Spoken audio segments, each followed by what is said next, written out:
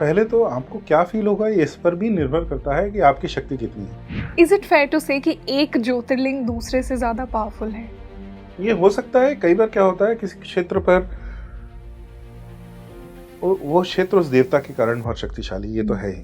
उसके बाद वहाँ पर कितने ऋषि कितने मुनि वहाँ तप कर रहे हैं, उससे और शक्तिशाली होता जाता है। दक्षिण भारत में जनरली गर्भगृह में एंटर नहीं करते। अगर आप असम में जाएं तो दर्शन स्पर्श दर्शन ही होता है। माँ कामाख्या में आप केवल गर्भगृह में जाते ही नहीं है, वो जो स्प्रिंग है, फ्रेश वाटर स्प्रिंग है, वो पानी निकल रहा है वहाँ से, आप उसमें वो तीर्थ लेते हैं, वो उसमें पानी लेके जल लेके आप उसको वहीं ग्रहण करते हैं, उसको दर्शन मानते हैं। वो आपको तीर्थ लेना होता है। तो वहाँ एक ऐसा है कि आप उसको छू के पी रहे हैं और एक जगह आप बहुत दूर से देख रहे हैं। दोनों पद्धति हैं।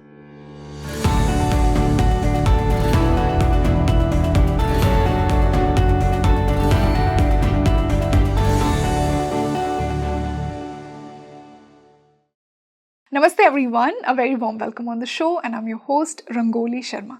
देखिए, अगर आपने आज के इस डिस्कशन पे क्लिक किया है ना, तो कहीं ना कहीं महादेव चाहते हैं कि आप नेक्स्ट ज्योतिर्लिंग जल्द ही विजिट करें। आज मैंने 12 ज्योतिर्लिंग की यात्रा पर बात की है। देखिए, यूँ तो भगवान शिव माँ पार्वती को कहते हैं कि मैं कण कण में हूँ।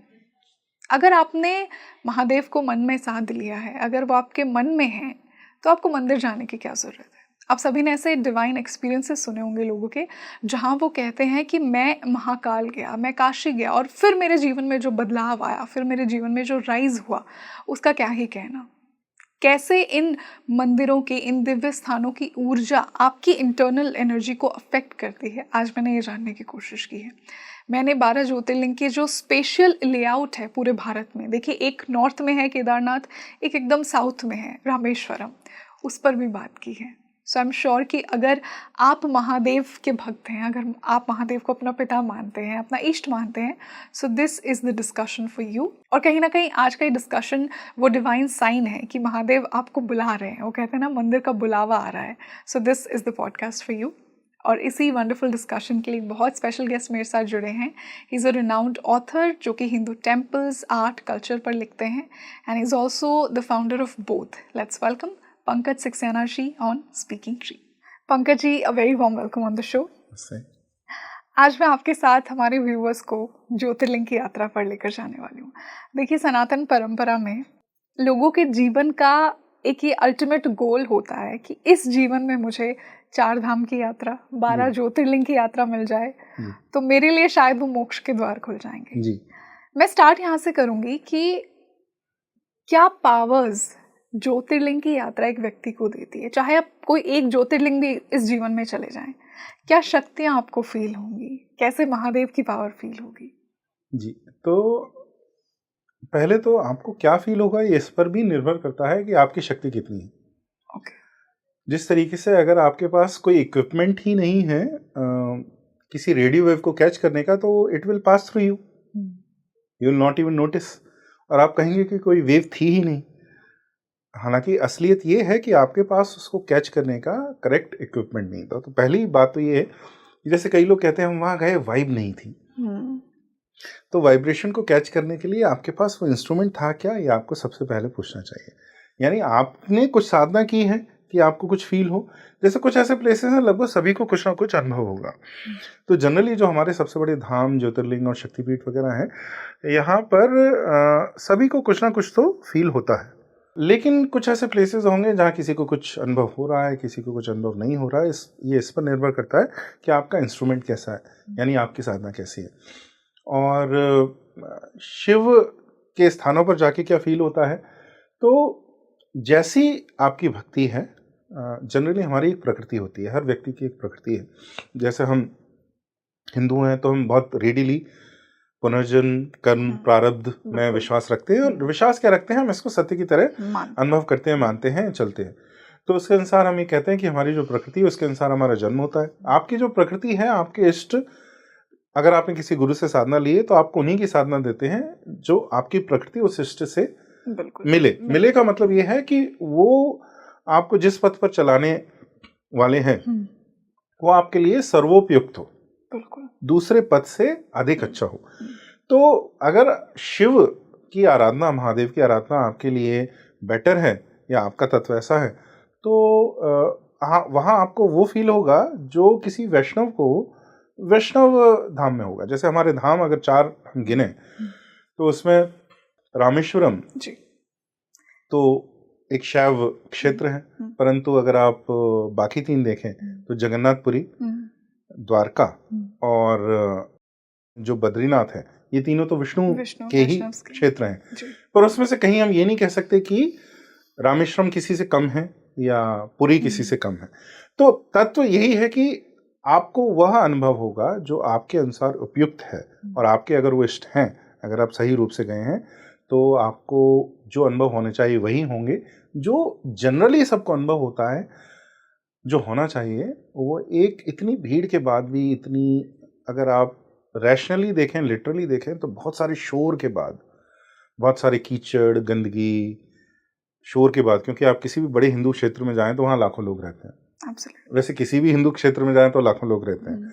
हिंदू किसी बड़े धाम में जाएं तो बिल्कुल हो सकता है कि जिस दिन आप जाएं तो 3 लाख 4 लाख लोग वहाँ पर आ रहे हों। तो बहुत सारे लोग होंगे, भीड़ होगी, शोर होगा, गंदगी भी होगी।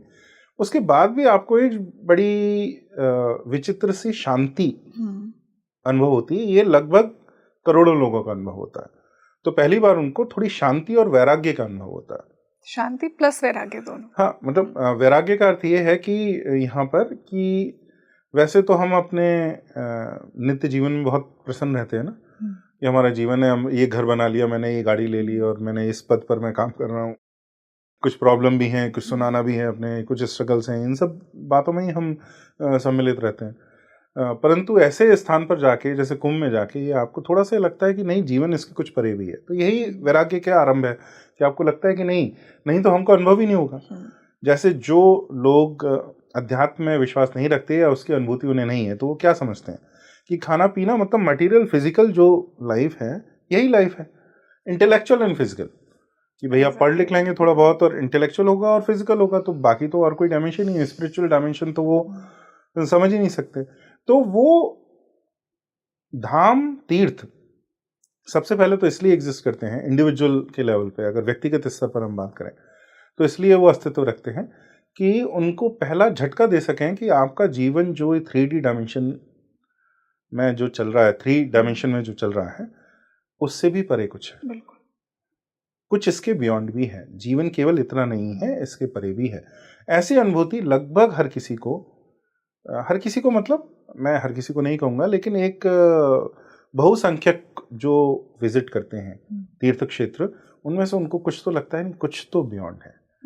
तो पहला तो इंडिविजुअल कारण ये है। दूसरा, एक और बड़ा सुंदर बात है कि 4 धाम, जैसे आपने कहा 4 धाम, मान लीजिए आप पुरी गए हों या रामेश्वरम गए हों, चलिए आप शिव की बात कर रहे हैं, तो रामेश्वरम आप गए और आपने दर्शन कर लिया, आप you just stumbled across it. Suppose आप जा रहे थे पिकनिक पे कन्याकुमारी और किसी ने कहा पास में रामेश्वरम में आप चले गए। अब वहां जाके किसी ने बताया ये 4 धाम में से एक है। बोले 4 धाम में से एक, तो एक रेडीमेड बकेट लिस्ट आपके दिमाग में क्रिएट हो गई। इसका मतलब 3 और हैं। राइट।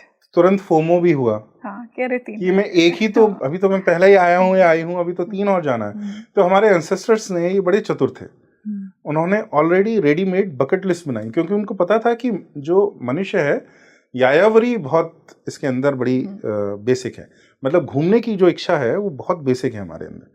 अब वो केवल आज जो ट्रैवल है वो रडरलेस है, डायरेक्शनलेस है, बस कहीं भी जाना है, कुछ भी करना है। मैं ये नहीं कह रहा कि सब ऐसा करते हैं, कुछ लोग बहुत अच्छे से ट्रैवल करते हैं, बट मोस्टली ऐसा ही जो टूरिस्ट करते हैं वो ऐसा ही करते हैं कि कहीं भी जाना है। हमारे ऋषियों को ये समझ में आ गया था कि आप लोगों को यात्रा करने से तो नहीं रोक पाएंगे, वो तो उनका मूल स्वभाव है। उनको एक और सिक्योरिटी चाहिए, यानी घर भी चाहिए, तो घर बनाना भी मूल स्वभाव है। तो एक और तो आप देखते हैं हमारे अंदर एक बेसिक, आज भी इतने आप कह सकते हैं डिस्प्लेसमेंट के बाद भी इतना लोग मूव करते हैं सिटीज, कंट्रीज, फिर भी घर खरीदने की अर्ज बहुत बेसिक है ह्यूमन बीइंग्स के अंदर। डेफिनेटली। इवन जो डेवलप्ड कंट्रीज हैं उनमें भी ये नहीं जा रही है। हमारे यहाँ तो बहुत ही बेसिक है, 99% लोग चाहते हैं। वेस्ट में क्योंकि फैमिली बहुत कम है, बाकी चीज़ें बहुत कम है, तो lesser people want it. Still वहाँ पे भी ये बहुत है। तो एक तरफ तो सिक्योरिटी की अर्ज बहुत है, दूसरी तरफ घूमने की, फ्रीडम की भी अर्ज बहुत है। दूसरी तरफ इसको छोड़ के भागने की भी बहुत है। Something which makes you stable and हाँ, something which makes you go away, look away from that stability. दोनों अर्ज बेसिक हैं, ह्यूमन है, साथ में है, हर किसी के अंदर दोनों होती हैं, ये कॉन्ट्राडिक्टरी नहीं है, हम सबके अंदर है। Everyone wants a safe place, everyone wants to test himself and cross the boundaries of safety sometimes. ये दोनों अर्ज हमारे अंदर रहती है। तो हमारे ऋषियों को ये पता था कि यात्रा करने की जो भाव है ये बहुत मूल है मनुष्य के अंदर, तो इनको वहाँ उसको रोकने की बजाय, क्योंकि सनातन धर्म का उपाय ये रहता है, अनलाइक ऐसा मोनोथिस्टिक रिलीजन्स की, सप्रेस नहीं करना, तो उसको चैनलाइज करना है, बिल्कुल नहीं दबा देना है कि करना ही नहीं। हाँ, वो उसको आप आध्यात्मिक रूप से कैसे करें, तो यात्रा करना है बिल्कुल करिए, लेकिन उसके साथ फिर तीर्थ, हर महत्वपूर्ण क्षेत्र पर उन्होंने तीर्थ क्षेत्र बना दिए, जिससे कि आप यहाँ जाएंगे, वहां जाके भी ध्यान करेंगे, साधना करेंगे, पूजा करेंगे, अर्चना करेंगे, प्रदक्षिणा परिक्रमा करेंगे, दान करेंगे। तो ये कई रूप से आध्यात्मिक रूप से बहुत अच्छा होगा कि आप इतना टहलने के बाद भी स्थिरता ही ढूंढ रहे हैं। भगवान में स्थिरता ही ढूंढते हैं। और अगर वो वेदांत का, तंत्र का, सब साधना का अगर वो बात सही है, अद्वैत की बात सही है, तो हर देवता अल्टीमेटली एक ही है, एक ही शक्ति है। तो आप एक तत्व ही ढूंढ रहे हैं, चाहे आप शिव के भक्त हो, चाहे विष्णु के भक्त हो, चाहे देवी के भक्त हो। तो इतने भटकने के बाद भी स्थिरता को ढूंढना, ये बड़ा चमत्कारिक आविष्कार था हमारे ऋषियों का। उन्होंने ये किया कि यू गो थ्रू, जैसे बेसबॉल, एक किसी ने बहुत अच्छा कमेंट किया था कि life is like a baseball match. ये बेसबॉल अगर आपको मालूम हो, एक 4 कॉर्नर्स होते हैं, एक वो बैट से हिट करते हैं, फिर वो अगला रन में इधर पहुंच जाते हैं, फिर इधर, और वापस उनको आना होता है स्टार्टिंग पॉइंट पर। तो लाइफ में हम यही कि हम जहाँ से हैं वहाँ से हम चल पड़ते हैं और फिर वहीं वापस आते हैं। तो ये साइकिल है। तो इसी साइकिल्स को हमारे ऋषियों ने बहुत अच्छे से यूटिलाइज किया कि यात्रा तो कराएं, यात्रा को रोके नहीं, पर यात्रा को कराने के बाद उसमें जो उसका गोल हो वो स्थिरता हो, वो भटकाव नहीं। आजकल की जो यात्रा है उससे लोग भटकते हैं केवल, क्योंकि और ज़्यादा, हाँ, और सोशल मीडिया और ज़्यादा वो कभी सेटिस्फेक्शन नहीं होता। उनको हमेशा ये लगता है अब ये रह गया। जैसा अब मैं एक बहुत ही दोयम दर्जे की बॉलीवुड मूवी का एक अच्छे सीन का उदाहरण लूँगा। मैं बहुत मूवीज़ नहीं देखता, मैंने 10-15 साल पहले एक देखी थी, विवाह के कुछ समय बाद, ये जवानी है दीवानी करके थी। उसका एक सीन है बहुत अच्छा है, वो मूवी जैसी भी हो, जिसमें वो हीरो हीरोइन बैठे हैं, हीरो चाहता है कि वो और बकेट लिस्ट पूरी कर ले, और वो कहती है कि कुछ ना कुछ हमेशा रह जाएगा, छूटेगा बनी। हाँ ठीक है, इसको हाँ कोई क्या बोलती है वो? यस, वो कहती है लाइफ में कितना भी भाग लो, कुछ ना कुछ तो जरूर छूटेगा, समथिंग लाइक दैट। हाँ, जरूर छूटेगा। तो दूसरा है कि थोड़ी स्थिरता। और एक और कॉन्वर्सेशन जिसमें दो ये बातें कर रहे हैं कि लाइफ क्या है, वो कहता है कि लाइफ सुबह लंदन और दोपहर में पेरिस। लाइफ कहती है कि सुबह भी माँ बाप के संग नाश्ता करना, रात को फिर आके माँ बाप के संग नाश्ता करना। तो एक तरफ स्टेबिलिटी, दूसरी तरफ फ्रीडम। तो ये दोनों अर्जेस को संभाल कर यात्रा, जो हमारा तीर्थाटन है भारत में, जो यात्रा का जो कह सकते हैं कि जो पूरी परंपरा है, उसने इन दोनों अर्जेस को बड़ा बैलेंस किया है। ना हमारी यात्रा के जो मूल अर्ज है, बेसिक ह्यूमन अर्ज है, उसको दबाया नहीं, लेकिन उसको डेवलप करते हुए भगवान की तरफ, शांति की तरफ ही लीड किया है। वरना आजकल का ट्रैवल, जैसा मैंने कहा कि वो अगर बनी सेटल ना हो तो वो क्या करेगा, दिन भर बस हमेशा एक कह सकते हैं कि डिजायर, और दूसरा कि चेज में रहेगा, चेज में dissatisfaction. After all that you have done, you are still dissatisfied. वो डिससेटिस्फेक्शन हमेशा रहेगा। अगर आप तीर्थाटन करते हैं तो बड़ी संतुष्टि से करते हैं। आपने देखा होगा अपनी दादी को या नानी को कहीं अगर आप ले गए हो तीर्थ यात्रा करें, तो वो जब तक दर्शन नहीं होते ना, तब तक उनको कुछ और नहीं दिखता। उनको ना वो डिस्कम्फर्ट दिखते हैं, ना गंदगी दिखती है, ना कंफर्ट दिखते हैं। उनको आप कितना भी अच्छा होटल में रुका दो या कैसी भी धर्मशाला में रुका दो, neither will they complain nor will they praise. जब तक दर्शन नहीं होते, उनके लिए एक ही सबसे महत्वपूर्ण बात, दर्शन हो जाने चाहिए। उसके बाद सब दिखने लगता है। उसके बाद ठीक है, वो दे विल अप्रिशिएट और क्रिटिसाइज व्हाटएवर, बट दर्शन उनके लिए जो है वो सबसे महत्वपूर्ण है। तो ये स्थिरता लाना, ये हमारे तीर्थ उसका गोल था। आप देखिए 4 धाम है, 12 ज्योतिर्लिंग में। किसी ने कहा एक आपने शिवलिंग के दर्शन किए, तो किसी ने कहा ये 12 ज्योतिर्लिंग में से। बोले हे भगवान 12, मैं तो अभी एक ही गया हूँ। और 51 जो हैं, अगर आपने कहा और 50 अभी हैं, और आप इनका अगर आप इंडिया के मैप पे आप देखें तो 12 ज्योतिर्लिंग लगभग पूरा भारत कवर हो जाता है। यस, 4 धाम तो हैं ही 4 कॉर्नर्स में। राइट, बद्रीनाथ लगभग बिल्कुल नॉर्थ है, और रामेश्वरम बिल्कुल साउथ है, द्वारका तो बिल्कुल अब मॉडर्न इंडिया का बॉर्डर है। और पुरी जो मेनलैंड इंडिया सो कॉल्ड है उसका बॉर्डर आपको देख, क्योंकि north east India chicken neck से जुड़ा हुआ है और आज वहाँ बहुत सारी प्रॉब्लम्स भी हैं। मैं नॉर्थ ईस्ट पर बहुत काम करता हूँ और बहुत ही प्यारे लोग हैं, बट जो हिंदुत्व का जो प्रभाव है वो इस लैंड में ज़्यादा, और ऊपर भी आप देखें तो उत्तराखंड बद्रीनाथ में, कश्मीर में नहीं है। कश्मीर में इस समय सनातन संस्कृति बहुत कम है, भले ही भारत का पार्ट है तो एक तरह से हो सकता है हमारे जो आदि शंकर ने रिवाइव किए 4 धाम को, तो आदि शंकर ने जब रिवाइव किया तो उनको ये दिख गया होगा कि ये लास्ट स्टैंड ये सिविलाइजेशन कहाँ लेगी। जो आज अगर आप हिंदू जिस भौगोलिक उसमें सीमित हैं वो ये बाउंड्रीज हैं मोस्टली। अगर आप वो जो 4 धाम की बाउंड्रीज हैं, द्वारका तो बिल्कुल almost is the border. Dwarka के बाद पाकिस्तान, मतलब थोड़ी दूर में अगर आप जाएंगे तो पाकिस्तान के वाटर चालू हो जाते हैं। तो और ये भी हुआ होगा कि जहां जहां 4 धाम बनाए गए वहां पर हिंदुओं ने बहुत डिफेंड किया और रिक्लेम किया। अब देखिए अयोध्या का राम मंदिर का रिक्लेमेशन, अगर ये सोचिए इतनी कठिनाई से 500 साल तक लगे रहे, कितने लोगों ने बलिदान दिए, कितना खून बहाया गया, मतलब अपना बलिदान दिया। अगर ये श्री राम की जन्मभूमि नहीं होती तो क्या हम करते? तो सोचते ठीक है, मतलब हो सकता है इतना आसानी से कोई अपना घर नहीं देता, परंतु इतना प्रयास नहीं करते क्योंकि एक इमोशनल अटैचमेंट हो गया। वो पूरी सभ्यता का है। वहाँ ये कहा जाता है कि एक बार जब नॉर्थ इंडियंस को, जब मुलायम सिंह यादव ने आना रोक दिया था क्योंकि बहुत आ रहे थे, तो फिर तेलुगु, मतलब तेलंगाना से, आंध्र प्रदेश से तेलुगु लोगों की वेव आनी चालू हुई। उन्होंने ओवरवेलम कर दिया। जब ये कहते हैं कि अब डिवाइड करने का प्रयास करते हैं कि साउथ में राम नहीं है, ऐसा कुछ भी नहीं है। तेलुगु लोगों का बहुत बड़ा कंट्रीब्यूशन है, मलयाली लोगों का बहुत बड़ा कंट्रीब्यूशन है। तो उन्होंने जाके वो दिया। अब ये क्या हुआ, क्योंकि वो श्री राम की जन्मभूमि की तरह हम मानते हैं, इसलिए हमने वो डिफेंड किया। तो 4 धाम शायद इसलिए डिफेंड किए गए होंगे। आज 12 ज्योतिर्लिंग भी इसी भारत इंडियन यूनियन के अंदर है जी। ये भी पाकिस्तान, या हाँ कुछ शक्तिपीठ अवश्य, कुछ 2-3 पाकिस्तान, 2-3 बांग्लादेश में है, बाकी और जो 12 के 12 ज्योतिर्लिंग और ये सब भारत के अंदर है। तो डिफेंड किया होगा, ऐसा भी होगा। और रेडीमेड बकेट लिस्ट मैंने जो आपको बताया वो तो होता ही। दूसरा, हमारी ट्रैवल आपकी प्रेजुडिस को समाप्त करता। प्रेजुडिस को समाप्त, हाँ, जैसे मैं मध्य प्रदेश से हूँ। अब नॉर्थ इंडियंस में बड़े सारे प्रेजुडिस साउथ इंडियंस को लेकर, चावल खाते हैं, पेट बड़ा होता है, ऐसा है वैसा है, बहुत सारी भ्रांतियां हैं। और ऐसा, मतलब generally you try to look down upon people who are not you. आप वहाँ जाते हो, रहते हो, 10-15 दिन रहते हो, शुरू में थोड़ा अजीब लगता है, फिर लगता है हमारे ही जैसे तो लोग हैं यार। हाँ, हम रोटी खाते हैं, वो चावल खाते हैं, हाँ थोड़े से कुछ भाषा अलग है, परंतु हमारे ही जैसे तो लोग हैं। तो आपके प्रेजुडिसेस हटती हैं। फिर हमारे यहाँ ट्रेडिशंस ऐसे हुए कि रामेश्वरम में जो पंडित आएंगे, पुजारी आएंगे, वो उत्तर भारत से आएंगे। बद्रीनाथ में जो आते हैं वो केरला और तमिलनाडु से आते हैं। तो ये क्रॉस कल्चर एक्सचेंज, जिससे कि ये जो शॉविनिज्म है वो ना हो। आज जो आपको स्टेट के बीच में लड़ाइयाँ दिखती हैं, इनको कैसे शांत किया हमारे ऋषियों ने? इस तीर्थ यात्रा से शांत किया कि अगर आप 4 धाम बना देंगे और तीर्थ के सर्किट बना देंगे तो परपेचुअली हिंदू ट्रैवल कर। ये लोग कहते हैं कि हमारे यहाँ जैसे फॉरेन ट्रैवलर बहुत कम है, आने चाहिए वो भी बिल्कुल, क्योंकि उससे आपको बहुत करेंसी मिलती है, बहुत अच्छी बात है। परंतु हिंदू इंटरनली बहुत ट्रैवल करते रहते हैं।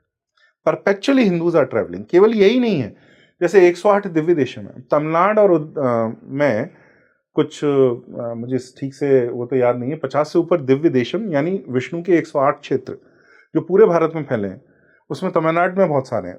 तो ऐसे विष्णु के 108 क्षेत्र का कॉन्सेप्ट है।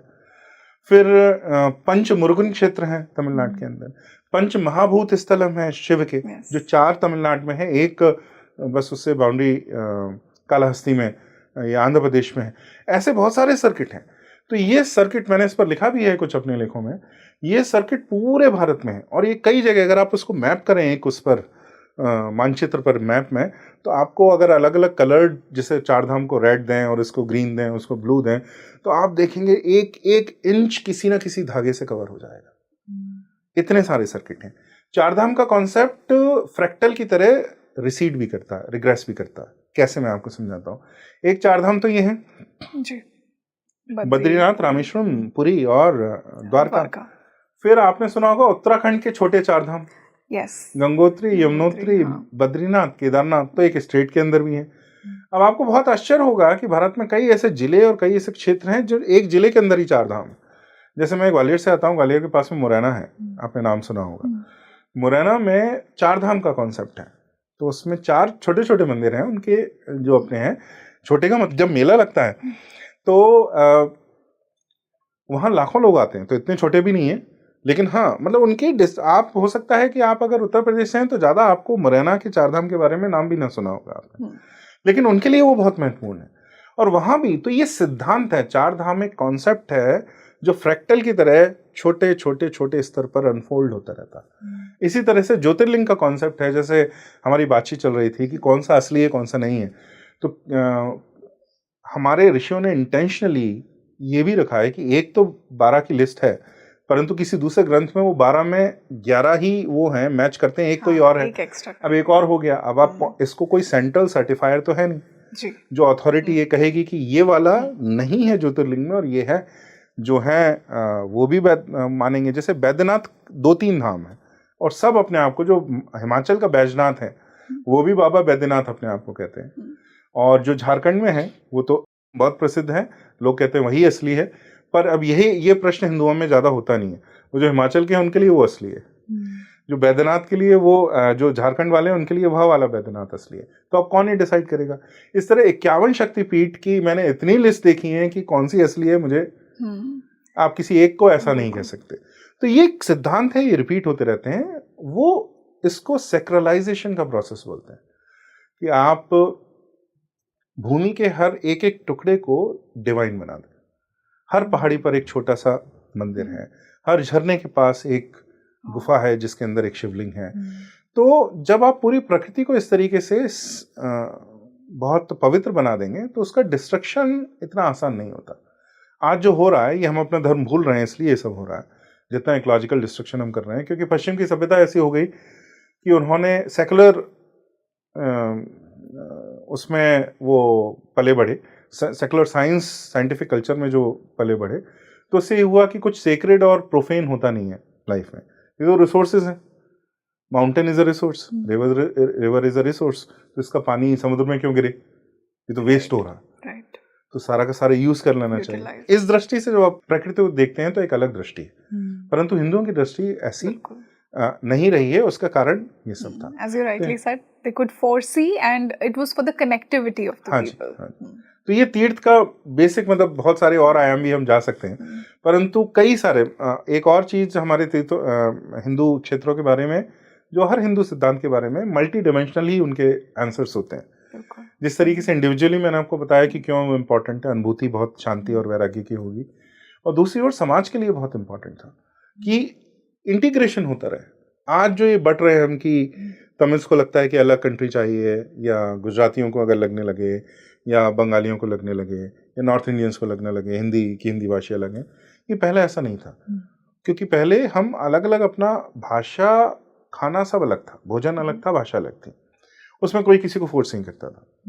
तो ये हिंदी को थोपना भी गलत है मेरे अनुसार, तो क्योंकि हम अभी हिंदी वाले हैं तो हमको लगता है कि ठीक है, बट आप सोचिए कि आप बचपन से आपने केवल तमिल सुनी हो और बाद में आके कोई आपको कहे कि नहीं आप इंडिया के हैं और आपकी राष्ट्रभाषा हिंदी है, बोले क्या हिंदी, हमने तो सुना ही नहीं। तो हम पहले नहीं थे, अब उसकी आवश्यकता इसलिए पड़ती है क्योंकि आप धर्म के तत्व को जोड़ने को भूल गए कि हम धर्म से जुड़े हुए हैं।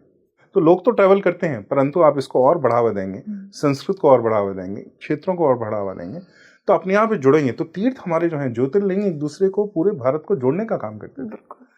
आप सोचिए कि एक तो है बिल्कुल स्पेशल ज्योमेट्री हम देखें, एक हमें बिल्कुल नॉर्थ में मिलेगा, रामेश्वरम में बिल्कुल, तो आपको अमरनाथ में भी मिलते हैं शिव, और आपको वही पूजा वही पद्धति आपको बिल्कुल रामेश्वरम में भी मिलती है। और रामेश्वरम की जो स्थापना है वो श्री राम ने की। तो यहाँ पर दो संप्रदाय भी एक साथ आ रहे हैं कि जो वैष्णव है और शैव है। दूसरे की राम कहाँ उनका जन्म हुआ, अयोध्या में, और अयोध्या से आके वो यहाँ शिव को समर्पित एक मंदिर बना रहे हैं, एक शिवलिंग को स्थापित कर रहे हैं। तो ये देश को जोड़ने का काम करता है। नहीं तो उनको क्या पड़ी थी, नहीं तो वो केवल कॉलोनाइज कर सकते थे, या किसी और देवता का ही वहां पूजा कर सकते थे, लेकिन वो शिव की पूजा कर रहे हैं। तो ये सब देश को जोड़ने का भी काम एक कर। बहुत अच्छा तरीका है। पंकज जी, बहुत सी हमारी आस्थाओं से भी हमारी भावनाएं जुड़ी हैं। इज इट फेयर टू से कि एक ज्योतिर्लिंग दूसरे से ज्यादा पावरफुल है? ये हो सकता है। कई बार क्या होता है, किसी क्षेत्र पर वो क्षेत्र उस देवता के कारण बहुत शक्तिशाली, ये तो है ही।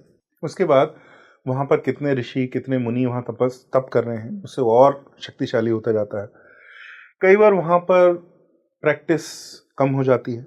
जैसे जब मिडिल एजेस में इस्लामिक इन्वेजन्स हुए तो बहुत सारे मंदिर टूटे, तो उसमें किसी किसी मंदिर में कम पूजा हो गई, तो हो सकता है वो कम प्रभावशाली होगा इस समय। और कोई इस समय नहीं टूटे, वो अधिक प्रभावशाली रहे। जैसे गुजरात तो बिल्कुल बॉर्डर पे, राइट। सोमनाथ को तो कई बार तोड़ा गया, 16-17 बार उसको वो खंडित किया गया, हुआ, डिस्ट्रॉय किया गया। रामेश्वरम के संग इस तरह से ऐसा इतनी बार नहीं हुआ। तो हो सकता है कि वहां उनकी पूजा निरंतर अबाध्य चलती रही हो तो अधिक प्रभाव हुआ हो। परंतु हर ज्योतिर्लिंग या हर कोई ऐसा बड़ा क्षेत्र केपेबल है वो सारे लक्ष्य पूरा करने में जो आप चाहते हैं कि एक साधना के पथ पर हो। तो ऐसा कोई भी, आपको ये डिपेंड करता है। हमने इतने क्षेत्र, इतने देवता इसलिए पद्धतियां रखी कि हमारे व्यक्तित्व को क्या सूट करता है, हम वैसा ही काम करें या हम उसी रास्ते पर जाएं। तो किसी को, अब जैसे अगर आप हर ज्योतिर्लिंग में जाएंगे तो आपको बहुत सारी कहानियां दिखेंगी कि किसी भक्त की थी, ये उनको ऐसा इंस्पिरेशन हुआ, बाबा बैद्यनाथ ने दर्शन दिए, फिर उनके जीवन में ऐसा ऐसा हुआ, उनको ये इंस्पिरेशन हुआ, वो आगे बढ़े। तो ऐसे हर इस स्थान के साथ बहुत सारे कहानियां जुड़ी हुई हैं। अब आप ये पूछ सकते हैं कि किसी एक के साथ यहाँ क्यों हुआ, वहाँ क्यों नहीं हुआ। अब उनकी प्रकृति, उनका संस्कृति उसके अनुकूल था इसलिए हुआ, परंतु हर क्षेत्र इसके लिए केपेबल है। हाँ, विविधता है क्योंकि सबकी प्रकृतियां अलग अलग हो जाती हैं। इवन जैसे ज्योतिर्लिंग में भी सबकी प्रकृतियां अलग हो जाती हैं। हाँ। अमरनाथ विजिट करने का एक्सपीरियंस बिल्कुल अलग है। हाँ। ओमकारेश्वर विजिट करने का एक्सपीरियंस बिल्कुल अलग है। तो अलग अलग क्षेत्र के अलग अलग प्रभाव होते हैं, परंतु हर क्षेत्र सक्षम है आपको मोक्ष दिलाने के लिए। क्या सिर्फ एक ज्योतिर्लिंग की यात्रा से भी आपको मोक्ष मिल सकता है? वो तो बिना ज्योतिर्लिंग की यात्रा के भी मिल सकता है। तो इसमें कोई, ये हमारे यहाँ कोई बाध्य नहीं है। मतलब अगर ऐसा हो, अच्छा मान लीजिए अगर आप ऐसा करते हैं कि इस ज्योतिर्लिंग की यात्रा के बिना आपको मोक्ष नहीं मिलेगा, तो हमारे शत्रु उसको डिस्ट्रॉय करते हैं, फिर हम लोगों को मोक्ष मिलना बंद हो जाएगा। ये तो नहीं हो सकता। तो ये तो इसके लिए किसी भी उसको जाना आवश्यक नहीं है। लेकिन जनरली क्या होता है कि 99.99% लोग संसार में डूबे हुए हैं। संसार में वो, और ऋषि मुनि भी जानते हैं, भगवान भी जानते हैं कि संसार में ये लगभग ये डूबे ही रहेंगे। हाँ, इस संसार में डूबे रहते हुए कुछ ये भूल ना जाएं कि इस 3D वर्ल्ड के अलावा भी कुछ वर्ल्ड है। तो ये तीर्थ यात्रा, गुरु शिष्य, ग्रंथ सब रहें जो उनको बार बार ये याद दिलाते रहें कि ऐसा है। ये कलयुग में और भी बहुत महत्वपूर्ण है क्योंकि हमारे सेंसेस पर जो बम्बार्डमेंट हो रहा है स्टिमुलेशन का, जो सेक्सुअल स्टिमुलेशन इतना सवियर है, आप जो भी सोशल मीडिया खोलें हर तरफ से वो स्टिमुलेशन है। तो जितने तीर्थ यात्रा हमारे यहाँ बढ़ती है, जितने मंदिरों में मंदिर जाने वाले लोग बढ़ते हैं, वो और भी आपके लोगों के लिए अच्छा होगा, आपके समाज के लिए अच्छा होगा। तो लोग कहते हैं भीड़ बढ़ रही है, कई लोग परेशान भी हो जाते हैं कि तीर्थ यात्रा में भीड़ बढ़ रही है। तो मैं उनसे पूछता हूँ आप क्या चाहते हैं? कि कोई ना आए, खंडहर जैसे रहे, केवल आपको जाने को मिले। मैं तो बहुत प्रसन्न हूं कि आज 16 साल की एक लड़की, 17 साल का लड़का 4-4 घंटे, 5-5 घंटे लाइन में लगकर काशी विश्वनाथ के दर्शन कर रहे हैं। I am so happy. लोग कहते हैं कि धर्म समाप्त हो रहा है, पर मैं, आप तीर्थ यात्रा में जाके देख लीजिए, किसी भी, स्पेशली यूथ बहुत कनेक्ट कर रहा है, स्पेशली आफ्टर कोविड 70% यूथ ही है। आप वो लाइन में देखिए, आप यू वुड एक्सपेक्ट कि 70-80% बूढ़े लोग होने चाहिए, नहीं, वहां 70% यूथ ही वहां पर खड़ा हुआ है। और सब लोग बीच बीच में अपने जीवन जी रहे हैं। किसी को परीक्षा देनी है, किसी को मिलिट्री में जाना है, किसी को कॉर्पोरेट में जाना है, किसी को और कोई डिजायर्स हैं, बट उसके साथ अध्यात्म को भूल ना जाए, इसलिए तीर्थ हैं। तो इसलिए हमको बार बार इनकरेज किया जाता है, ज्योतिर्लिंग चले जाओ, 4 धाम चले जाओ, शक्तिपीठ के दर्शन कर लो, जिससे कि आप सत्य क्या है, उसके पथ क्या है, इससे पूरी तरह ना भटक जाए। थोड़े भटके हुए हैं तभी तो हमारा जन्म हो रहा है, तभी तो हम संसार में लिप्त हैं। वो तो हर कोई भटका हुआ है, पर पूरी तरह हमको light at the end of the tunnel भी ना हो, ऐसी स्थिति ना आए। इसलिए हमको बार बार ये तीर्थ यात्रा, कहते हैं कि हमारे यहाँ तो हर गली में एक क्षेत्र है, लिटरली अगर आप रोड ट्रिप लें तो आपको हर 15-20 मिनट में कोई एक बड़ा मंदिर मिलेगा। इंडिया में कहीं भी आप चले जाएं, भारत के अंदर कहीं भी चले जाएं। तो हमारे पूर्वजों ने इस धरती का विकास ही ऐसे किया था कि एवोल्यूशन जो भारतवर्ष का हुआ ऐसे ही हुआ है कि ऐसे तीर्थ क्षेत्र आए। शिव पूजा सबसे फंडामेंटल भी इसलिए है क्योंकि आइकोनोग्राफी के अनुसार शिवलिंग बनाना आसान भी है, बजाय कि किसी एक देवता की मूर्ति उसके पूरे हस्त भाव भंगिमा बनाने के लिए। मेडिवल एज में ये और ज़्यादा प्रबल हुआ क्योंकि इस समय जब मंदिर टूटते थे तो कई तो मैं मंदिरों, जो हज़ारों मंदिरों में गया हूँ, कई जो पहले विष्णु का मंदिर था लेकिन वो टूट गया, अब वो मूर्ति बनाने वाले ही मर गए, उनको मार दिया गया। तो लेकिन शिवलिंग तो गांव वाले भी बना के उसमें रख सकते थे, तो उस समय और भी प्रचलित हुआ। तो एक मध्यकाल ऐसा था कि लगभग पूरे भारत में शिव, ये मतलब कुछ स्कॉलर्स कहते हैं कि लगभग पूरा भारत शैव था। वो इस दृष्टि से देखते हैं, हम हिंदू बिल्कुल ऐसे, खासतौर से नॉर्थ इंडियंस बिल्कुल कैटेगराइज करके नहीं देखते कि या तो आप शैव हैं या वैष्णव हैं। राइट, हो सकता है शिव आपको बहुत अपील करते हो, ज्यादा अपील करते, अधिक अपील करते हो, या विष्णु या देवी, बट कोई ऐसा शैव भक्त ये नहीं कहेगा नहीं विष्णु। उत्तर भारत में तो लगभग ऐसा नहीं कि नहीं विष्णु को हम बिल्कुल नहीं पूजेंगे, या हम मंदिर नहीं जाएंगे, विष्णु के मंदिर नहीं जाएंगे, ऐसा यहाँ नहीं होता। हमें सबकी ब्लेसिंग्स चाहिए। हाँ, सबकी ब्लेसिंग्स चाहिए। हमारा मन किसी में अधिक है, ये होता है कि हमें इनसे अधिक लगाव है और इनकी पूजा पद्धति हमें अधिक अच्छी लगती है, ये होगा। तो वो मोस्ट बेसिक है। दूसरा जो उत्पत्ति है, जो सृष्टि की उत्पत्ति है, उसका literal, philosophical, intellectual symbol Shiva बहुत अच्छे से है, इसलिए उनकी पूजा बहुत प्रचलित रही है। लगभग मैं, जैसे आप रामायण से अगर आप लें तो रामायण में शिवलिंग की स्थापना जो है, श्री राम स्वयं शिव की स्थापना कर रहे हैं, की ना, जैसा हम कह रहे थे कितना आसान है, और रामेश्वरम में जो शिवलिंग की स्थापना, और वो खुद शिवलिंग की स्थापना कर रहे हैं। तो बहुत प्राचीन काल से चली आई है। अभी कंट्रोवर्सी फिर से हो रही है, जो ऑड्री टर्श के जैसे स्कॉलर्स हैं वो ये कहते रहते हैं कि ये सब नहीं, पशुपति सील के ऊपर कंट्रोवर्सी हो रही है। तो पशुपति जिस भाव में बैठे हैं योग मुद्रा में, वो कहते हैं वो शिव का ही एक फॉर्म है। जो पशुपति अभी जिस फॉर्म में नेपाल में पूजा होती है, में हम पशुपति नाट्यम, तो वो मोहनजोदड़ो से, जोदारो से ही चलती है। तो मोहनजोदारो का अगर मैं गलत नहीं हूँ 7,000 वर्ष तो है ही। तो 7,000 वर्ष से वो परंपरा चली आ रही है, अभी तक बहुत स्ट्रांग है। मैं लगभग हर साल आप कोई बड़ा शिव मंदिर, नया शिव मंदिर बनते देख रहे हैं।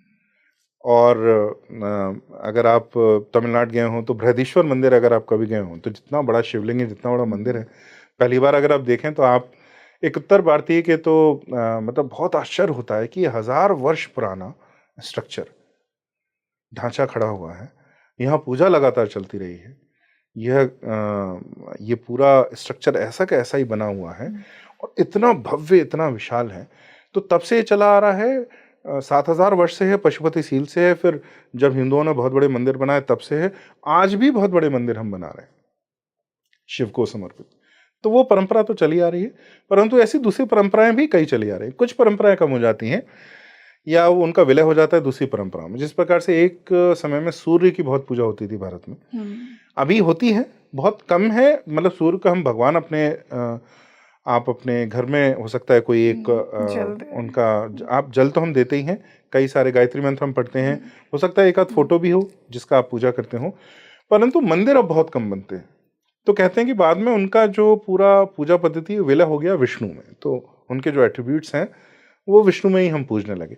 तो ऐसे कुछ देवता अधिक प्रसिद्ध हुए, कुछ और ये समझ हो सकता है आज से 5,000 साल बाद सूर्य फिर से बहुत प्रचलित हो जाए, कोई हम आज तो नहीं जानते। और कहते हैं ना कि शिव को पाना भी बहुत आसान है, बहुत जल्दी वो आपसे उनके जो फॉर्म्स हैं वो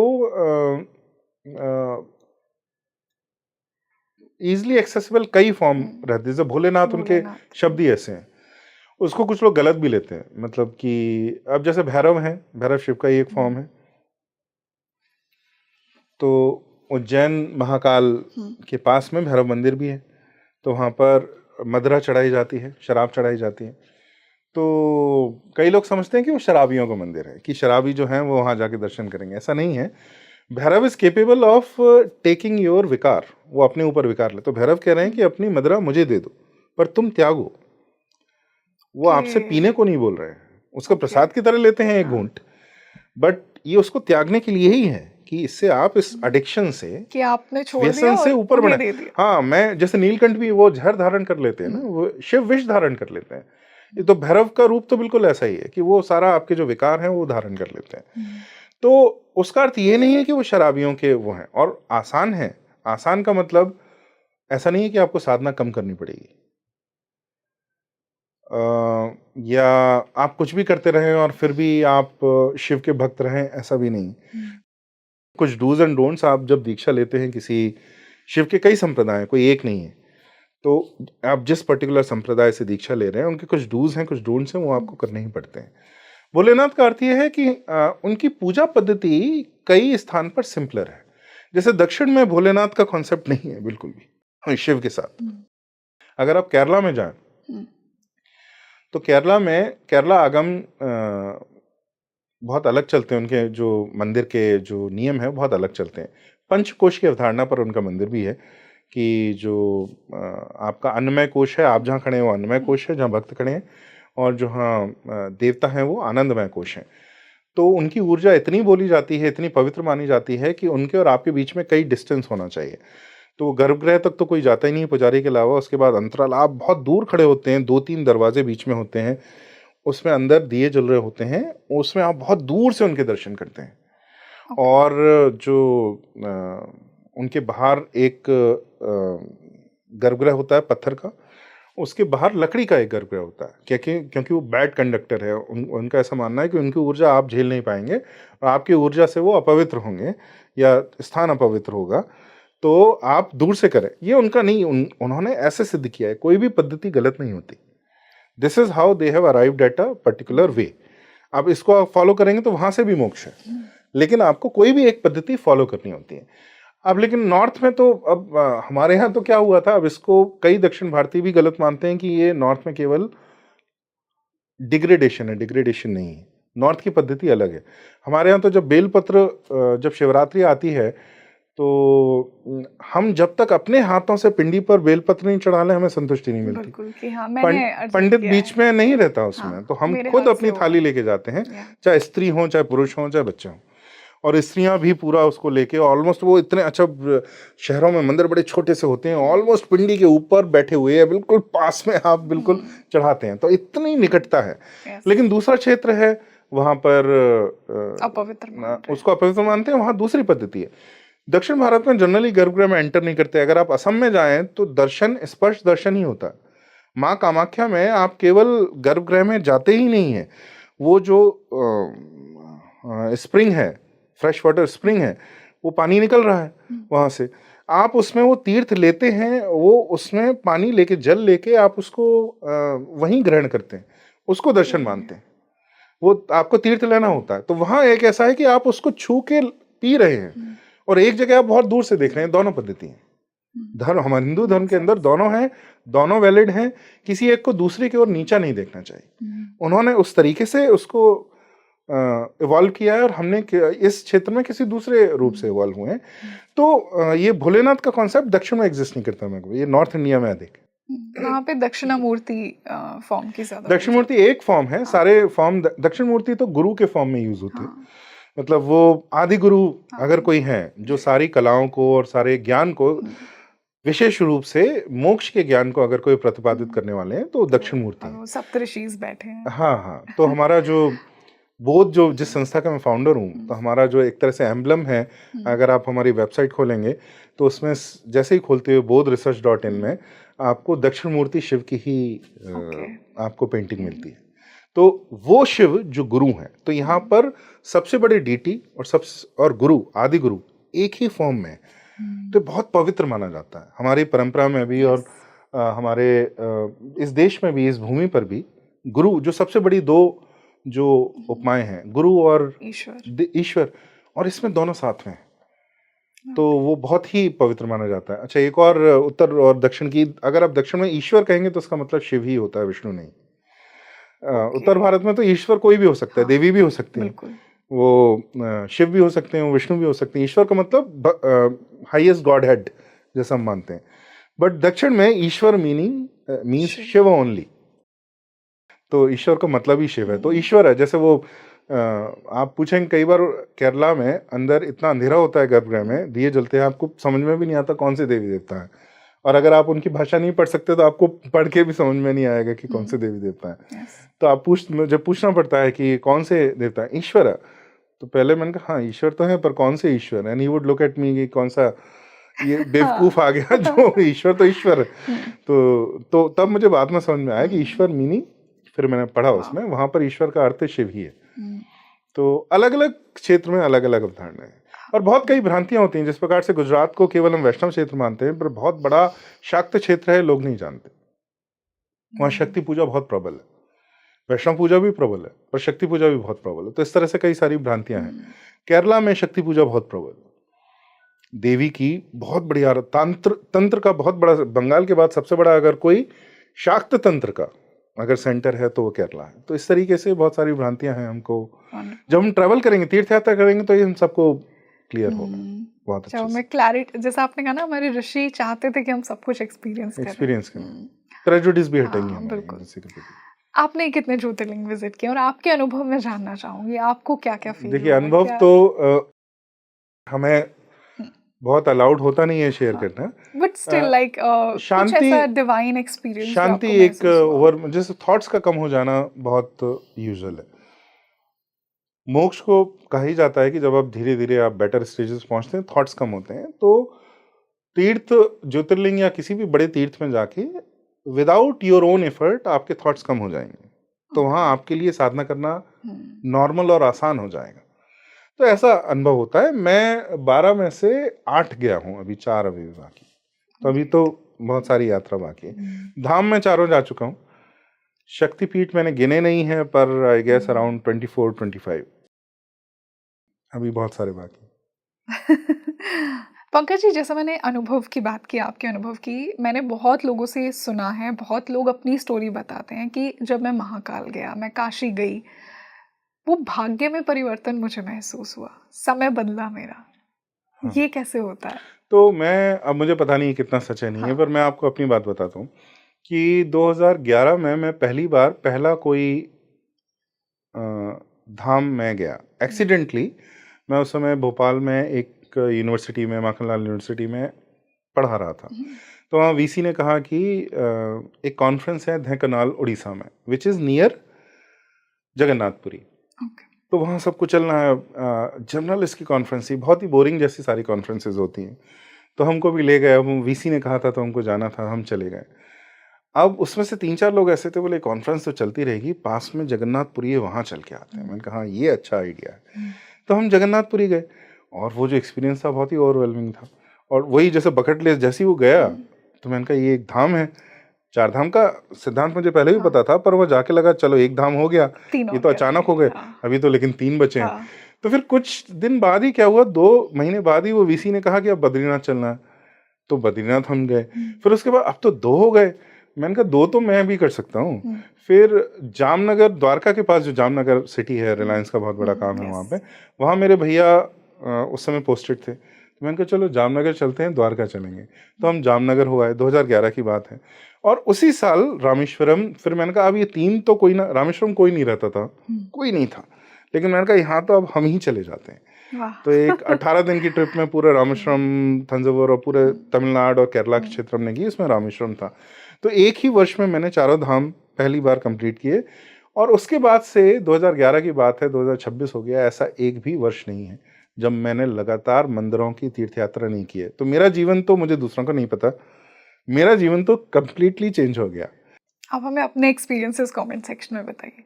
पंकज जी, यहाँ से मैं पशुपतिनाथ टेम्पल की भी बात करना चाहूँगी।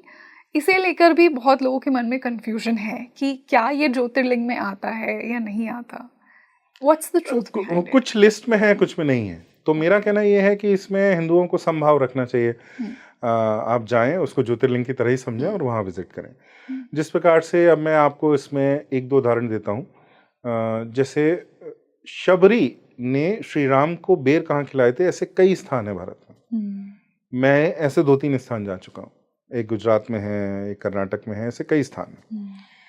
हनुमान जी के जन्म स्थल भी कई क्लेम करते हैं। मणिपुर के स्थान, एक उड़ीसा में कहते हैं, एक जो मणिपुर है। तो इसको हमारे यहाँ सेक्रेड ज्योग्राफी का रेप्लिकेशन बोलते हैं कि एक ही कहानी कई स्थान पर मिलेगी आपको। जैसा यहाँ अहिल्या को तारा था, वो कई प्लेस है। अब ओरिजिनल कौन सा है, तो हिंदू ये प्रश्न पूछता ही नहीं, क्योंकि हिंदुओं के लिए सारे एक साथ हो सकते हैं, क्योंकि केवल एक प्लेन पे एग्जिस्टेंस नहीं है इसका, केवल ये लिटरल नहीं है, इसका ट्रुथ जो है स्पिरिचुअल है, तो कई एक साथ भी हो सकते हैं। तो Hindus are not bothered about, जिससे कैलाश कई है। मैं आपको चंबा गया था तो मणिमहेश कैलाश वहाँ पर है।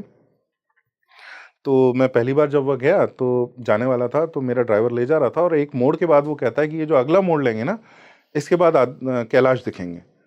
तो मैंने कहा कैलाश, अब मुझे पता नहीं था। मैंने कहा कैलाश कौन सा, असली वाला कैलाश? तो ऐसे मेरी तरफ मुड़ के देखता है और मतलब उसकी आंखों में था कितना बेवकूफ़ व्यक्ति है। तो वो थोड़ी देर बाद कहता है कि असली कैलाश क्या होता है? कैलाश कैलाश है, कैलाश के दर्शन होंगे। अब वो उस क्षेत्र के लोग मणिमहेश कैलाश को कैलाश की ओर भांति जानते हैं। इसी तरीके से हिमाचल में 3 कैलाश हैं, किन्नौर कैलाश है, मणिमहेश कैलाश है, इसी तरह उत्तराखंड में 2 कैलाश हैं, और वो जो माउंट कैलाश है जो तिब्बत में पड़ता है, जिसे हम वो अल्टीमेट कैलाश, हाँ अल्टीमेट कैलाश कहते हैं। तो वो है भी बहुत ही प्रभावशाली। मैं नहीं गया हूँ, पर जो लोग बताते हैं बहुत ही अद्भुत है।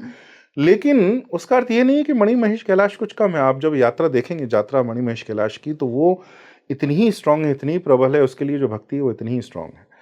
तो अब आप हिंदुओं से पूछेंगे कौन सा असली कैलाश, तो हिंदू ये प्रश्न नहीं करते, उनके लिए सारे असली हैं एट द सेम टाइम। इसी तरीके से ये ज्योतिर्लिंग में भी है। हम पशुपतिनाथ को क्यों नहीं ज्योतिर्लिंग मानेंगे? बिल्कुल मानेंगे, वो भी हमारे लिए इतना ही असली। पंकज जी, ये सवाल मैं एक एनर्जेटिक और स्पिरिचुअल पर्सपेक्टिव से पूछ रही हूँ। बहुत से लोग ऐसा कहते हैं कि जब आपके अंदर वो पात्रता होती है ना, तभी एक मंदिर, स्पेशली 4 धाम और ज्योतिर्लिंग जैसे जो टेम्पल्स हैं, वो तभी आपको बुलाते हैं। डू यू फील दैट कि एक पात्रता होनी चाहिए तभी भगवान का वो बुलावा होती भी है। अभी हो क्या गया है कि आधुनिक काल में मीन्स ऑफ ट्रांसपोर्टेशन वगैरह इतने आसान हो गए हैं, अफोर्डेबिलिटी इतनी आसान हो गई है कि हर कोई पहुंच जाता है। तो पात्रता तो होनी चाहिए, बिल्कुल सही बात है, परंतु आजकल पात्रता बहुत सस्ती हो गई है। आपको एक टिकट ही तो लेना है और आप वहाँ पहुँच जाते हैं। तो जैसे लोग कहते हैं कि आपको ऐसा नहीं लगता जैसे कुछ क्षेत्र हैं कि बुलावा आता है तभी जाना होता है। अब इसको प्रूव कैसे करेंगे आप? क्योंकि अगर पहुँच गए और दर्शन हो गए तो बुलावा आया था, तभी नहीं पहुँच पाए तो बुलावा नहीं आया था। तो आपका जो बायस है वो कंफर्म हो जाएगी, जो बायस है वो कंफर्म हो जाएगी। लेकिन पात्रता अगर नहीं है और आप पहुंच गए तो आपको कुछ अनुभव नहीं होगा, आपका जीवन चेंज नहीं होगा। पात्रता है तो वो क्षेत्र आपके जीवन को बहुत डीपली चेंज कर सकता है, यह मैं बड़े स्पष्ट रूप से कह सकता हूँ। क्योंकि अब पहुंच तो कई लोग सकते हैं। पहले तो देखिए, बद्रीनाथ जाने के लिए जैसे आप देखेंगे, लक्ष्मण झूला 100-125 साल पहले बना, उसके पहले तो झूला नहीं था। लोग वहां से तैर कर जाते थे, उसमें कई लोग बह के मर जाते थे। आपको याद होगा कि ये तो हमारे ही जीवन काल में, आपको शायद ना याद हो, मुझे याद था हमारे दादा दादी के समय में जब वो लोग तीर्थ यात्रा जाते थे तो उनका अंतिम संस्कार वगैरह करके भेजते थे कि आए तो आए, नहीं आए तो ठीक है। तो लोग यही सोचते थे कि 50% ये कहीं बीच में मर जाएंगे। हाँ, और ऐसा होता था। एक तो कई लोग स्वयं प्राण त्याग देते थे, दूसरा वहां पे ऐसा है कि पैदल जाते थे। और मीन्स क्या था, या लिफ्ट लेते, किसी बैलगाड़ी, लिफ्ट किससे लोगे? बैलगाड़ी से। It would take months to reach Badrinath. वो बीच में आप अपना खाना, कोई होटल्स नहीं, आश्रम जितने होते थे, हर जगह आपको आश्रम भी नहीं मिलेगा, हर जगह आपको धर्मशाला भी नहीं मिलेगी। तो दाल चावल जो भी है आप अपने साथ में लेके चलेंगे, फिर लकड़ियाँ ढूंढेंगे, लकड़ियों से वो जलाएंगे, कहीं बारिश हो गई तो क्या करेंगे? तो इसमें कहीं शेर चीते खा जाएंगे, बीमार हो जाएंगे, नदी में बह जाएंगे, पहाड़ से गिर जाएंगे। तो वो जो पहुंचते थे वो बिल्कुल वही लोग पहुंचते थे जो इन सारी बाधाओं को पार करके पहुंच गए। आज तो आप बद्रीनाथ में टिकट कटाएं, बस सीधे बद्रीनाथ जी के चरणों में ले जाके आपको फेंकती है, मतलब आप कोई बाधा है ही नहीं। लेकिन अब बाधा वहां जाके होती है, कितनी भीड़। पहले तो वहां भीड़ ही नहीं होती होगी, मैं ऐसी कल्पना करता हूँ कि इतना जब कठिन था। और हमारे यहाँ ये है कि 2 कॉन्सेप्ट हैं। धाम ऐसे दुर्लभ स्थान पर हैं, दूर और दुर्लभ होते हैं, तो वहां पहुंचने में आपका जो कष्ट होगा उससे आपका शरीर और मन पवित्र हो जाता है। कुंभ मेला जो है बहुत सरल स्थान पर लगाया जाता है जहां करोड़ों लोग आ सके, इजी एक्सेस। तो उनका ये अपोजिट है। उनका Kumbh Mela is accessible, is they work so that it can be made accessible. धाम जो है वो थोड़ा सा आपको एफर्ट करना पड़ता है। अच्छा, धाम पर पहले तो पहुंचना कठिन था, रास्ते में सारी कठिनाई, एक बार पहुंच गए फिर कोई कठिनाई नहीं है, फिर तो मिल गए भगवान। इतना भव्य अनुभव होता था आपको, आप बैठ के बिल्कुल शांति में ध्यान करें, साधना करें। अब सारी कठिनाई वहां पहुंच के होती है, करोड़ों लोग वहां पर हैं, 5 सेकंड आपको दर्शन करने को मिलते हैं सामने, फिर आपको कहीं जाके कोने में जाके कहीं बैठे हैं वहां पर आप दर्शन करें, ये सब होता है।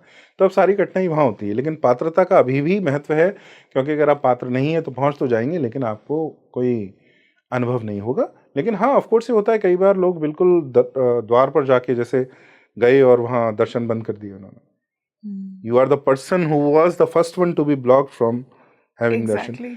तो ऐसी चीजें भी होती हैं। तो अगर आप मन में कोई और मैंने कई बार देखा है कि तीर्थ यात्रा में अगर आप थोड़ा सा भी गलत भाव एक दो ले लें तो तीर्थ has a way of consuming you.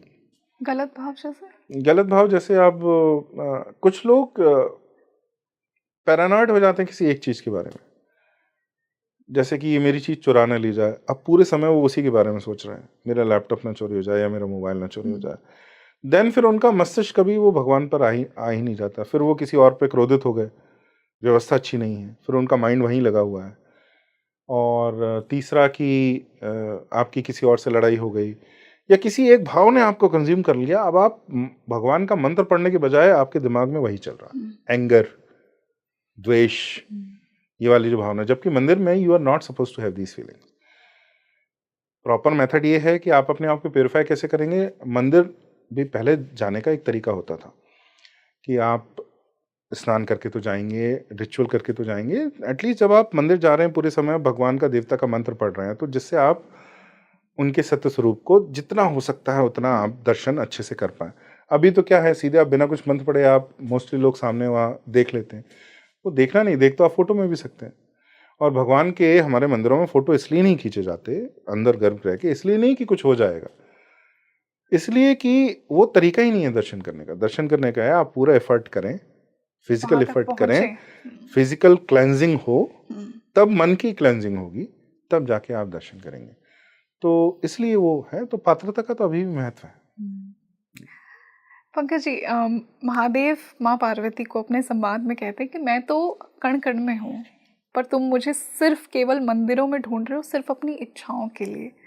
तो वो शिव का बोध पहले मन में कैसे हो, ताकि आपके अंदर वो फिजिकली जाने की भी पात्रता हो, जिस पात्रता की हम बात कर रहे हैं। देखिए, वो सब स्थान पर है, कण कण में है, बिल्कुल सही बात है। इसलिए नहीं तो मंदिरों को डिस्ट्रॉय करने पे धर्म हमारा डिस्ट्रॉय हो जाता है, केवल मंदिरों को, ऐसा नहीं है।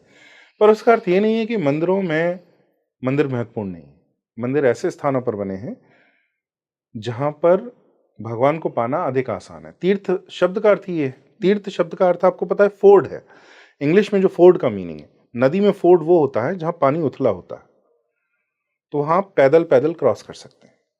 तीर्थ का मतलब भी वही है, नदी का वो स्थान, जल का वो स्थान जहां पर आप पैदल क्रॉस कर सकें। क्योंकि अगर देखिए, एक तो प्रैक्टिकल रीजन, अगर आप किसी बहुत गहरे जहां नदी है वहां आपने मंदिर बनाया तो एक ही ओर से लोग आ पाएंगे, दूसरी ओर से तो आ ही नहीं पाएंगे। लेकिन अगर आप ऐसे स्थान पर बनाते हैं जहां फोर्ड है, तो वहां दूसरे उससे भी लोग पार करके आ सकते हैं। तो तीर्थ और इसका आध्यात्मिक अर्थ ये है, ऐसा स्थान जहां प्रभु को पाना अधिक आसान हो, तो उनका महत्व है। अब अगर आप बहुत शक्तिशाली हैं आध्यात्मिक रूप से तो आपको कहीं जाने की आवश्यकता नहीं है, लेकिन अधिकतर लोग ऐसे नहीं होते, इसलिए मंदिर बहुत महत्वपूर्ण है। अधिकतर समाज के लिए बहुत महत्वपूर्ण, जो ज्ञानी है उसके लिए तो कोई अंतर नहीं पड़ता, मंदिर हो नहीं हो, वो जाए या ना जाए। परंतु अधिकतर हम आप जैसे जो सामान्य लोग हैं उनके लिए मंदिर बहुत महत्वपूर्ण है। हमें इस परंपरा को, धरोहर को संजोना चाहिए, आगे बढ़ाना चाहिए। Wonderful, and I am sure आज का ये पॉडकास्ट डेफिनेटली बहुत से लोगों को मोटिवेट करेगा कि वो अपनी यात्रा को बुक करें। और जैसा आपने कहा कितना एक्सेसिबल है ना, कलयुग में भगवान भी आपको सिर्फ नाम से मिल जाते हैं और तीर्थ भी आपको इतने इजीली मिल रहे हैं, so why not. So I'm so grateful that you joined us for this wonderful discussion. Thank you. And definitely somewhere it's my sign to go for my next Jyotirling. So thank you so much. Thank you. तो आप मुझे comment section में बताइए, आपने अभी तक कौन कौन से धाम की यात्रा की है, आप कौन से ज्योतिर्लिंग पर गए हैं, आपकी लाइफ में वो टाइम कैसे बदला, आपको कैसे महसूस हुआ महादेव की कृपा, मुझे कमेंट सेक्शन में ज़रूर बताइए। और अगर अभी तक आप नहीं जा पाए हैं, so this podcast is the sign कि आप अपना नेक्स्ट ज्योतिर्लिंग विजिट जल्द ही बुक करें। मैं आपके लिए ऐसे ही इंसाइटफुल डिस्कशंस लेकर आती रहूँगी। आज के इस डिस्कशन के बाद आपके क्या डाउट्स हैं, आपकी क्या क्वेरीज हैं जो कि आप दूसरे हिंदू टेम्पल्स के बारे में जानना चाहते हैं, उनके आर्किटेक्चर के बारे में, उनके आइकॉनोग्राफी के बारे में, मुझे कमेंट सेक्शन में ज़रूर बताइए। मैं पंकज जी से उनके आंसर्स पूछकर आप तक ज़रूर पहुँचाऊँगी। This is your host Rangoli Sharma. I will see you in another podcast. नमस्ते।